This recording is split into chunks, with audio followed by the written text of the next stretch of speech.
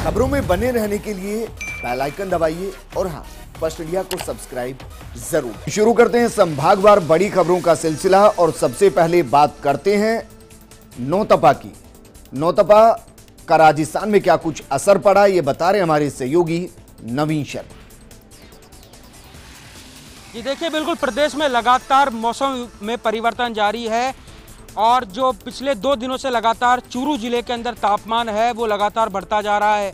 चूरू में रविवार को सर्वाधिक तापमान 47.4 डिग्री दर्ज किया गया था, तो वहीं आज 47.5 डिग्री दर्ज किया गया है। उत्तर पश्चिमी शुष्क हवाओं के चलने से राजस्थान में गर्मी लगातार जोर पकड़ रही है।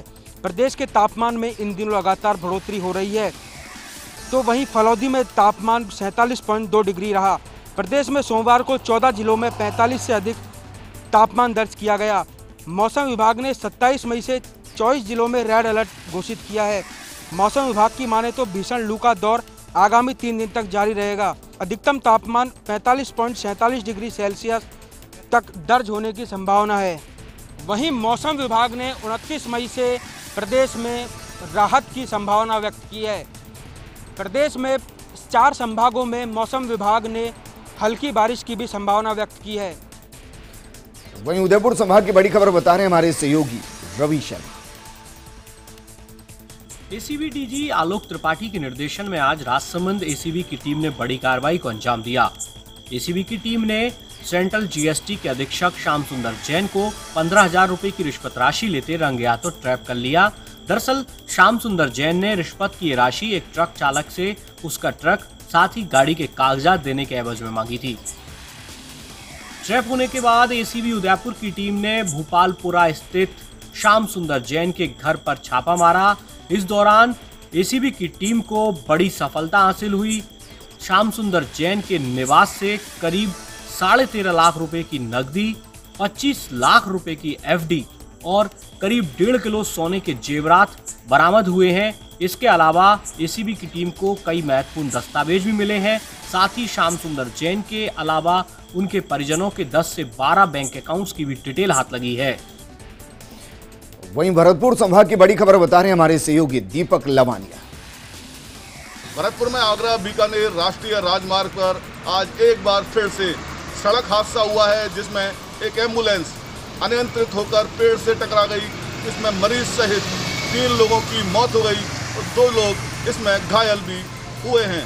आगरा के सिकंदरपुर के रहने वाले कुछ लोग एक महिला मरीज को इलाज के लिए एम्बुलेंस में जयपुर लेकर जा रहे थे कि इसी दौरान हाईवे पर एम्बुलेंस लुलहारा गांव के पास अनियंत्रित होकर एक पेड़ से जा टकराई। दुर्घटना में मरीज सहित 2 जनों की तो मौके पर ही मौत हो गई और एक अन्य ने आरबीएम अस्पताल में इलाज के दौरान दम तोड़ दिया। घटना की जानकारी मिलते ही पुलिस भी मौके पर पहुंची और गाड़ी में फंसे शवों को भारी मशक्कत के बाद बाहर निकालकर अस्पताल की मोर्चरी में पहुंचाया। हम आपको बता दें कि हाईवे पर पिछले दिनों भी लुलहारा गांव के पास एक भीषण सड़क दुर्घटना हुई थी, जिसमें 4 लोगों की दर्दनाक मौके पर ही मौत हो गई थी। वहीं बीकानेर संभाग की बड़ी खबर बता रहे हैं हमारे सहयोगी लक्ष्मण राघव। उच्च शिक्षा राज्य मंत्री भंवर सिंह भाटी आज बीकानेर दौरे पर रहे। यहां भंवर सिंह भाटी ने विद्युत, पेयजल, सार्वजनिक निर्माण विभाग और आईजीएनपी के कार्यों की समीक्षा बैठक ली। इस दौरान मौजूद अधिकारियों को निर्देशित किया कि कोलायत विधानसभा क्षेत्र में जो समस्याएं आ रही हैं उन पर गंभीरता से ध्यान देवे। खास तौर पर उनका फोकस था कि पेयजल व्यवस्था को लेकर जो परेशानी हो रही है, खराब नलकूप है, उन्हें ठीक किया जाए। वहीं विद्युत विभाग की भी समीक्षा की। साथ ही साथ भंवर सिंह भाटी ने कहा कि कोरोना एक वैश्विक महामारी है, ग्रामीण क्षेत्र में भी तमाम नियमों का पालन किया जाए। इधर जिला कलेक्टर कुमार पाल गौतम और एसपी प्रदीप मोहन शर्मा ने श्रमिकों की स्पेशल ट्रेन को रवाना किया। इस ट्रेन में 1710 मजदूर बिहार के लिए रवाना हुए हैं। बिहार के लिए रवाना हुए हैं और आगे भी ट्रेनें बिहार के लिए हैं, कल भी है, परसों भी है और आगे जो भी मजदूर जाना चाहते हैं जिनकी व्यवस्था करनी उनके लिए की जा रही है। तो मजदूरों को परेशान होने की जरूरत नहीं, सरकार उनकी पूरी व्यवस्था कर रही है और तो आराम से उनके घर कैसे भेजा जा सके जो जाना चाहते हैं। बाकी अभी इंडस्ट्रीज और सब चल चुकी हैं, तो जो सबसे अपील की है सब लोग यहाँ रहें, काम करें, फिर भी जो जाना चाहते हैं उनको भेजने की व्यवस्था की। तो कोरोना काल में बीकानेर नाल एयरपोर्ट पर पहली फ्लाइट भी पहुंची। इस फ्लाइट में 30 यात्री बीकानेर पहुंचे हैं। इनकी प्रॉपर तरीके से स्क्रीनिंग की गई।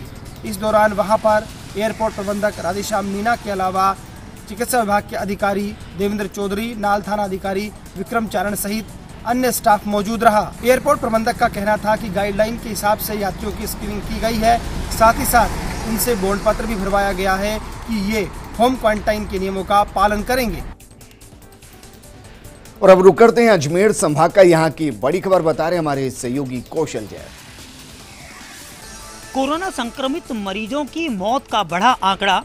पिछले 12 घंटे में हुई 2 मौतों ने प्रशासन और चिकित्सा विभाग में मचाया हड़कंप। अजमेर में पिछले 12 घंटे में 2 कोरोना पॉजिटिव मरीजों की मौत के बाद प्रशासन में हड़कंप मच गया है।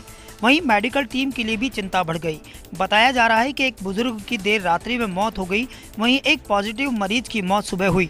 डॉक्टर संजीव महेश्वरी ने जानकारी देते हुए बताया कि देर रात्रि में बुजुर्ग पूर्व में मृत विनोद, जो कि कोरोना पॉजिटिव था, उसका ही पिता है।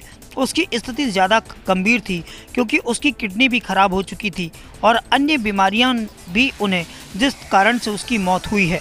वहीं दूसरे मरीज में भी काफ़ी बीमारियां थी, जो कि आज सुबह मृत घोषित किया गया।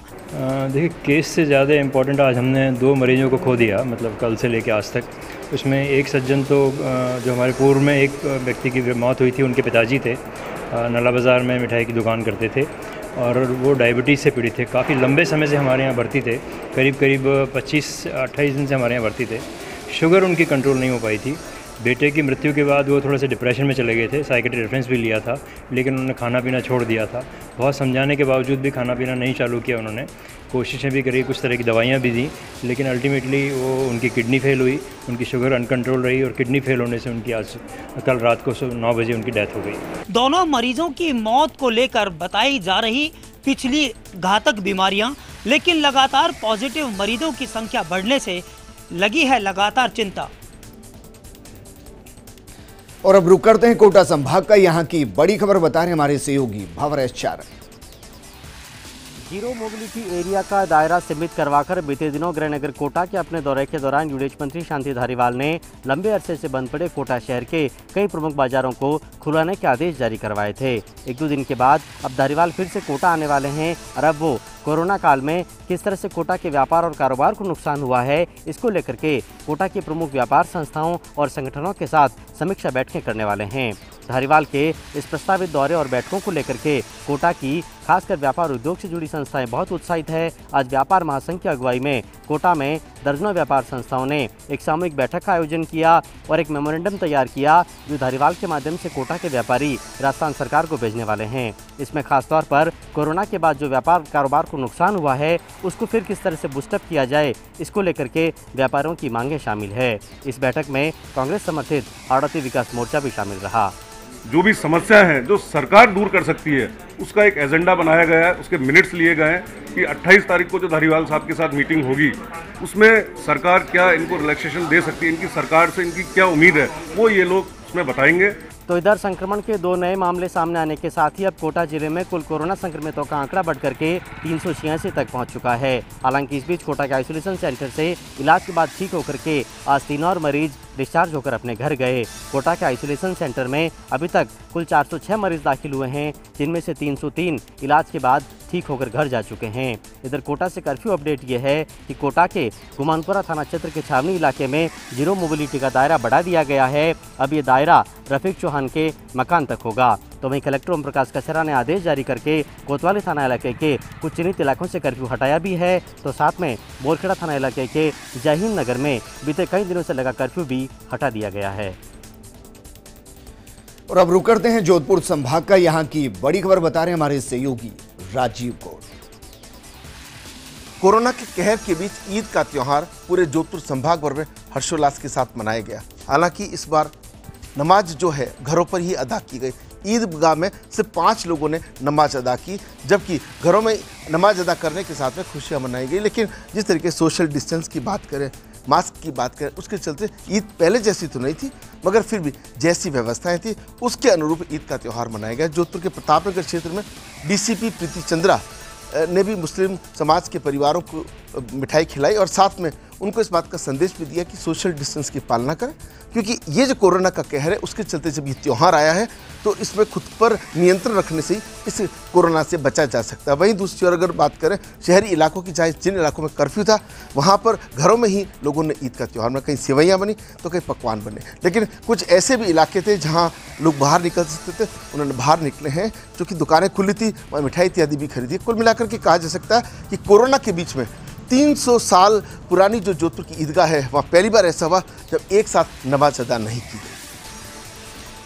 चलिए, आप सभी का बहुत बहुत शुक्रिया अपने अपने संभाग से जुड़ी बड़ी खबरों से अपडेट कराने के लिए। एक छोटा